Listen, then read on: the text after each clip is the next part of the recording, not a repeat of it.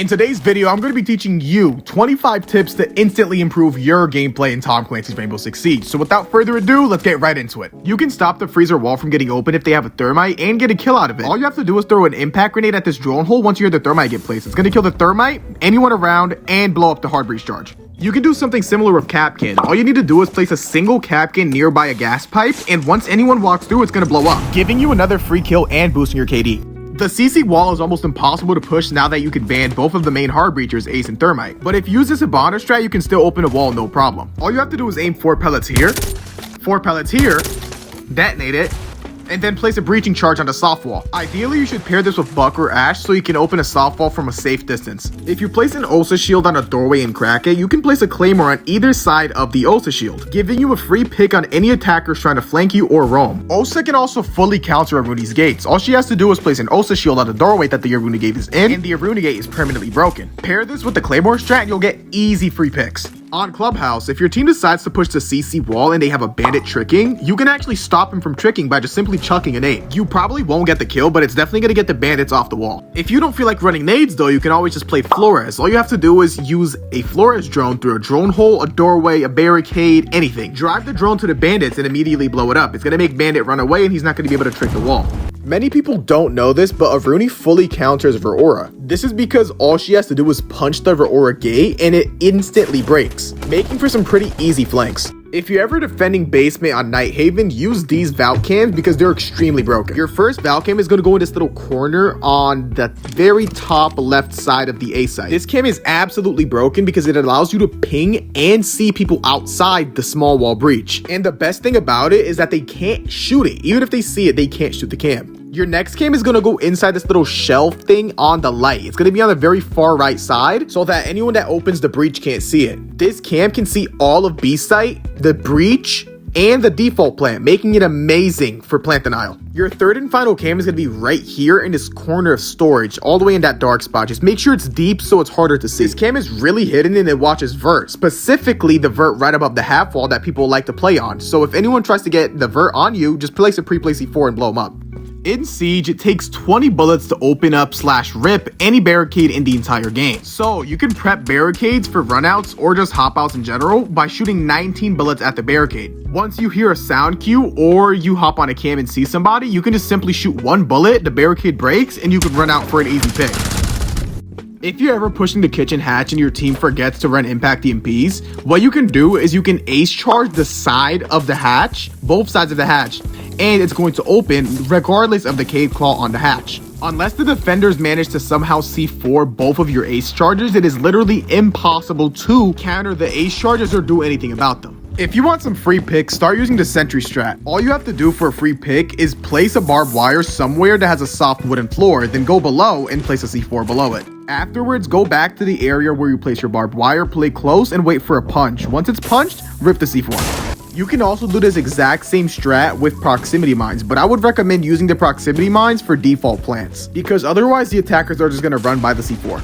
If you're playing Ram, Buck, Sledge, Blackbeard, or Cali, you can actually hot rappel into windows. All you gotta do is use your ability as you rappel in, and you can get some free picks. Only use this tech when the glass is unshot on the windows though, because it keeps you safe since there's no audio. Never keep the glass on the windows unshot. Always shoot it out. This is because the glass on the window masks the sound of people's rappel. It gives barricades an extra layer of thickness that blocks off sound. This is what it sounds like when someone's rappelling outside your window if the glass is still up.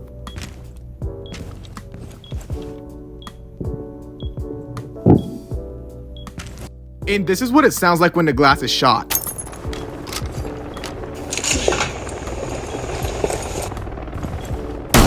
As you can see, when the glass is shot, the audio is much clearer and it's easier to tell where people are if they're repelled and when they're repelled.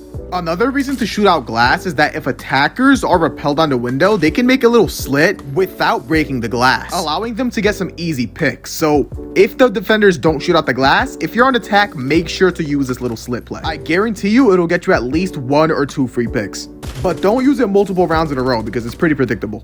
If you're ever playing against a Lion, a Deimos, or a Dokubi and you have a mute on your team, just go by the mute jammers and you can negate all of their abilities. You can't get Lion scanned, you can't get Dokubi called, and you can't get Deimos tracked. Start placing Legion's glue mines below the floorboard on default plants. It passively denies the plant and gives intel to both you and your teammates. All you gotta do is deploy a mine, then shoot the floorboard around it. Then once an attacker hits the glue mine, just swing off of it and get the pick. You should switch your team colors from blue and red to orange and blue. This is because it's much easier to see a color that contrasts with the rest of the map than a color that blends in with the rest of the map. For example, red colors are usually very dark, and so they blend in with most maps because in Siege X, the maps tend to be a little bit darker. For example, on Oregon, just like the map in the background, it tends to be way darker in most corners and stuff like that, so it's pretty hard to see people if you have a red outline. But if you have a blue outline, then it's much easier to see when they swing in or if they're ratting in corners, since it's contrasting with the darkness. So switching your team to blue is going to allow you to see better because it's going to make people more visible, it's going to make them brighter, and it's going to get you free picks. On maps that have very important walls that decide whether or not you win or lose the round, you should start banning every single breacher in the entire game. For example, if you're playing Armory on Theme Park, it is literally impossible to win that site without opening at least one of the walls. If you ban the main breachers, Ace and Thermite, it is really hard to push that site. And it basically just gives you a guaranteed win on defense as long as you play the site right. It's basically unlosable. You can do the same thing on CC, you can do the same thing on XO and on Skyscraper, or really just any defense map that has a very pivotal wall. Make sure to ban every single hard breacher, but prioritize banning Ace and Thermite, specifically Ace, because Ace is much more versatile than Thermite. So try to ban Ace, then Thermite. Then if you really want to get rid of Habana, you can do it because she can make wall soft, just like I showed earlier in the video. But most people don't do that, so I don't think you really need to ban her. You can really just save the other ban for whatever you think is needed for the rest of the round. But make sure you ban at least 2 hard breachers every single time you're on defense. Alright, so if you're on attack and you are on Clubhouse, you're on Skyscraper, you're on Theme Park, or you're on any map that has a really important wall that you have to open to win the round, you need to ban Cade and you need to ban Bandit. You need to ban both wall denial operators to guarantee you having at least a chance of winning the round, because attack is very weak compared to defense, especially now that the defenders can ban every single wall operator, every single breacher. Like it's just so weak compared to defense. So make sure you ban Cade and Bandit so you can have at least a chance of winning the round.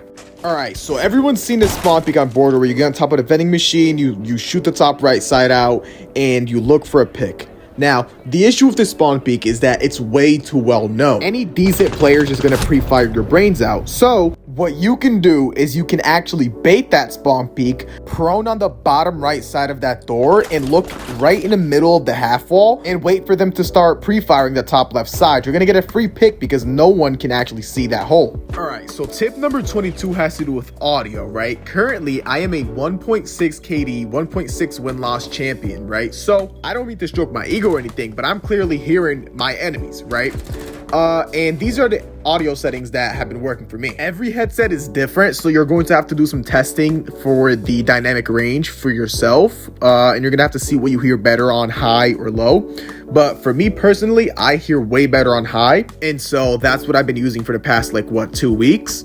But one thing that is not preference based is the tinnitus. So the tinnitus should always be unmuted, and let me tell you why. So the tinnitus is basically like the little stun sound effect that you get after people shoot you, after you get flashed, or after someone Zophias you, or just in general when you're stunned. And so the reason you want to have it unmuted is because after you get stunned, there is going to be no sound, and so it's going to be much easier to discern the sounds after the stun is over. So trust me, keep this unmuted. If your bandit gets banned and they still have a thermite, what you can do is you can C4 the thermite from below. All you have to do is open this door up and then make vert right below it. You can make the vert on any op that has a C4. Once you make it, run all the way down until you get to the supply room. Then you're just gonna sit under your vert and wait until the thermite gets placed. Once you hear it placed, throw your C4 and rip it. It's gonna get rid of not only the thermite charge, but it's also gonna get a free pick on the thermite.